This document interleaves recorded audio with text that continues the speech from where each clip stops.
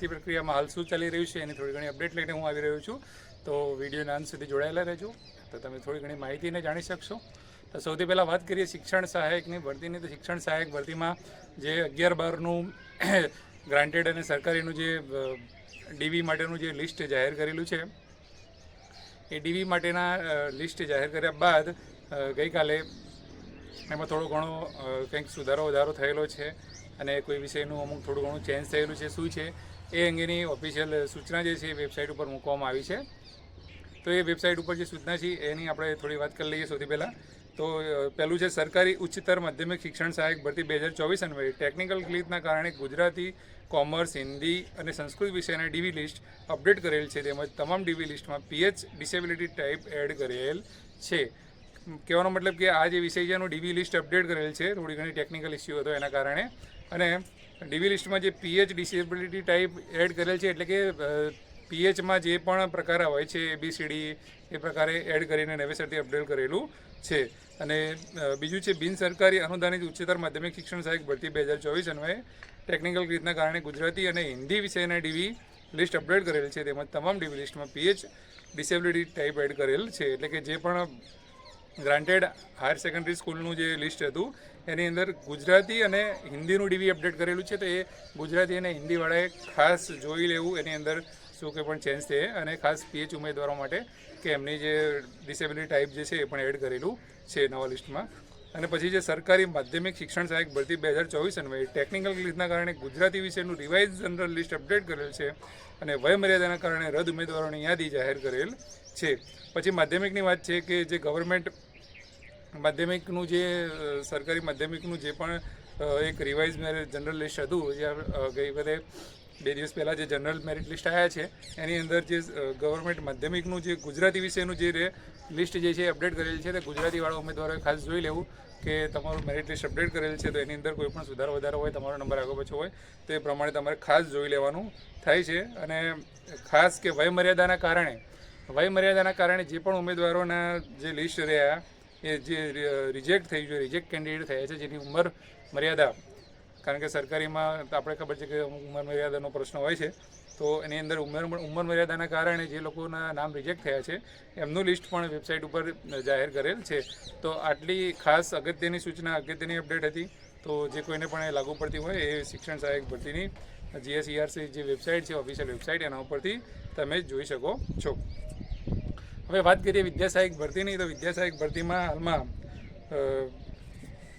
આપણે જાણીએ છીએ કે આપણા માનનીય મંત્રીજી, શિક્ષણ મંત્રીજી રહ્યા કુબેર ડિંડોર એ નિવેદન આપવાની અંદર એમને ખરેખર ભવિષ્યમાં યાદ રાખવામાં આવશે કે સૌથી વધારે જૂઠા નિવેદનો આપનાર શિક્ષણ મંત્રી કોણ હતા? તો કે ભાઈ કુબેર ડિંડોર. હા, એ એટલા માટે કે ગઈકાલે વિધાનસભામાં ફરી પાછું એવું નિવેદન આપ્યું છે એમણે કે આ શિક્ષકોની ભરતી જે રહી એ મે મહિનાની અંદર પૂરી કરી દેવામાં આવશે. મેના એન્ડ સુધીમાં બધા શિક્ષકોની ભરતી. બરાબર છે. પહેલી વાર નથી કે આવું નિવેદન આપ્યું હોય. 15 જૂનથી વાત કરી, જ્યાંથી જ્ઞાન સહાયક યોજના આવી ત્યાંથી કીધું હતું દર 15 જૂને કાયમી ભરતી કરીશું, ડિસેમ્બર સુધીમાં પૂરી કરીશું, દિવાળી સુધીમાં પૂરી કરીશું, માર્ચ સુધીમાં પૂરી કરીશું, 1 મહિનામાં પૂરી કરીશું. ઘણા બધા નિવેદન, આજ સુધીનું એક પણ એમનું નિવેદન જે છે એ સાચું પડ્યું નથી. એ તમે ને હું બધા આપણે જાણીએ છીએ. અને આ તો વિધાનસભાના ફ્લોર પર પણ આવા નિવેદનો આપે છે. તો આ લોકોને ખરેખર એમની જુબાનની કોઈ કિંમત નથી. આવા નેતાઓને ભવિષ્યમાં ક્યારેય પણ વોટ ના આપવો એવું મારું માનવું છે.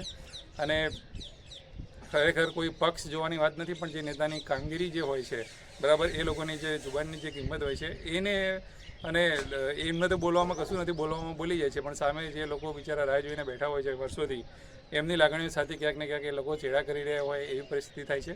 તો જોઈએ આપણે પછી મહિનામાં કેટલે પહોંચે છે એવું. પણ હાલ શિક્ષણ સહાયકની ભરતીનું જે પાટે ચડી ગઈ છે ગાડી, તો આપણે આશા રાખીએ કે એપ્રિલના એન્ડ સુધીમાં આ ભરતી પૂરી થઈ જાય. બીજી વાત કરીએ વિદ્યા સહાયક ભરતીમાં ટેટ 1ના જગ્યા વધારાની જે વાત હતી, એ જગ્યા વધારાના જે ઉમેદવારો જે રહ્યા એ જે સખત જે મહેનત કરી રહ્યા છે એ લોકોએ એક બીજું નવું અભિયાન સ્ટાર્ટ કર્યું છે. તો ગઈકાલે એ લોકોએ ટેટ 1માં જગ્યા વધે માટે હાઈકોર્ટના મુખ્ય ન્યાયાધીશ છે, રાજ્યપાલ છે અને માનનીય મુખ્યમંત્રીને એક પત્ર લખીને જાણ કરવાનું એમણે ચાલુ કર્યું છે. અને પત્ર એવા પોસ્ટ કર્યા છે જગ્યા વધારા માટે, અને જગ્યા વધારા માટે શું શું કારણો છે એ બધા જ એમણે એ પત્રમાં રજૂ કરેલા છે કે ભાઈ જે શિક્ષણનો જે રેશિયો જે છે, પછી એમની આરટીઆઈની જે આરટીઆઈ કરેલી માહિતી જે છે, કેટલા શિક્ષકો હોવા જોઈએ, કેટલી જગ્યાઓ ખાલી છે, બધું એમનો ઉલ્લેખ કરીને પત્ર દ્વારા કર્યું છે કે જોઈએ આગામી સમયમાં હવે એમના આ કાર્યનો કેટલો એનો જવાબ મળે છે અને કેટલો જગ્યામાં કંઈ વધારો થાય છે. બરાબર છે. બીજી વસ્તુ કે ભરતી કેલેન્ડર જે આવેલું છે એની અંદર ટેટ 1ની 7,500 જગ્યા 2025માં આવવાની છે એવું વાત સરકારે કરેલી છે, પણ એ ક્યાંક ને ક્યાંક એવું લાગે છે કે આ જગ્યા વધારાનો મુદ્દો નીચે બેસી જાય કદાચ, એના કારણે પણ થોડું હોઈ શકે છે. એના કારણે લોકો કદાચ થોડા પહેલાં એ થયા હોય કે ચાલો ફરીથી થશે, પણ એક વાત ચોક્કસ તમને સ્પષ્ટ કરી દઈએ કે જે કંઈ પણ 2025ની ભરતી આવશે એ અગાઉની હવે એક પણ ટેટ એમાં વેલિડ નહીં ગણાય 2023ની, કારણ કે લાસ્ટ જે યર થયેલો છે એમાં એવું છે કે બધી જ અગાઉની ટેટ વેલિડ ગણાય અને જ્યારે પણ નવી પેટર્નથી એક્ઝામ લેવાશે ત્યારે એક પણ ટેટ વેલિડ રહેશે નહીં, પાછળની નવી જ ગણાશે. બરાબર છે. તો એ પ્રમાણે સરકારે પહેલેથી કીધેલું જ છે કે આ લાસ્ટ મતલબ છે હવે નવેસરથી એક્ઝામ લેવામાં આવશે, એ નવી પેટર્નથી આવશે. ઓલરેડી 9થી 12માં લેવાઈ ગઈ છે, હવે 1થી 8માં આ જૂની પેટર્નથી લાસ્ટ ભરતી હતી, હવે નવી પેટર્નથી આવશે અને 6થી 8માં ટેટ 2ની એક્ઝામ આવે. હમણાં એવું જેવું ભરતી કેલેન્ડર એમને કર્યું છે એ પ્રમાણે લાગતું નથી, કેમ કે એક્ઝામ લઈને પછી 4-5 વર્ષ સુધી ભરતી ના કરે તો કોઈ મતલબ રહેતો નથી. એટલા માટે કદાચ ટેટ 2ની પરીક્ષા હમણાં નહીં આવે, ટેટ 1ની પરીક્ષા ચોક્કસથી ભરતી પાછી આવી જશે. તો આથી વિદ્યા સહાયક ભરતીની અપડેટ. અને વાત કરીએ ફાઇનલ મેરિટની, તો ફાઇનલ પ્રોવિઝનલ મેરિટનું જે સુધારા વધારા આંધા અરજી બધું એમને સબમિટ થઈ ગયેલું છે. ફાઇનલ મેરિટની પ્રક્રિયા હાલમાં ચાલુ છે. ખાસ વસ્તુ છે કેટેગરી વાઇઝ અને વિષય વાઇઝ જે જગ્યાઓ જે છે એનું જે બદલી કેમ્પ પછી આવવાની છે, એપ્રિલમાં જગ્યાઓ આવશે, ત્યારબાદ ફાઇનલ મેરિટ આવશે. અને આશા રાખીએ કે આપણે બધા જ જે ભરતી જે છે વિદ્યા સહાયકની આપણી મોડામાં મોડી 15 જૂન સુધીમાં પૂરી થઈ જાય જો બધું યોગ્ય ચાલે તો. બરાબર છે. તો તમારો કોઈ પણ પ્રશ્ન હોય તો તમે કોમેન્ટ બોક્સમાં જરૂરથી જણાવજો. આપણા વોટ્સએપ ગ્રુપમાં પણ એડ થઈ જજો. આપણી ચેનલને સબસ્ક્રાઈબ કરવાનું ભૂલતા નહીં. અને ખાસ વાત એ કહેવાની હતી કે અમુક લોકો જે કોમેન્ટમાં પ્રશ્નો પૂછતા હોય છે તો દરેકના કોમેન્ટના જવાબો આપણે આપવાનો પ્રયત્ન કરતા હોઈએ છીએ, પણ અમુક રિપીટ જે પ્રશ્નો હોય છે એ આપણા કોમેન્ટની અંદર એડ કરેલા જ મતલબ બીજા લોકોને જ હોય છે, એટલે અમુક હું જવાબ આપતો નથી હોતો. તો તમે જ્યારે પણ કોમેન્ટ સ્ક્રોલ કરતા હોય, વાંચતા હોય, ત્યારે જો તમારો પ્રશ્નનો જવાબ આવી જતો હોય તો તમે એમાંથી શોધવાનો પ્રયત્ન કરજો, તમને મળી રહેશે. બાકી આપણું જે WhatsApp group review education with Jignesh, એની અંદર ઘણા બધા લોકો જોડાયેલા જ હોય છે.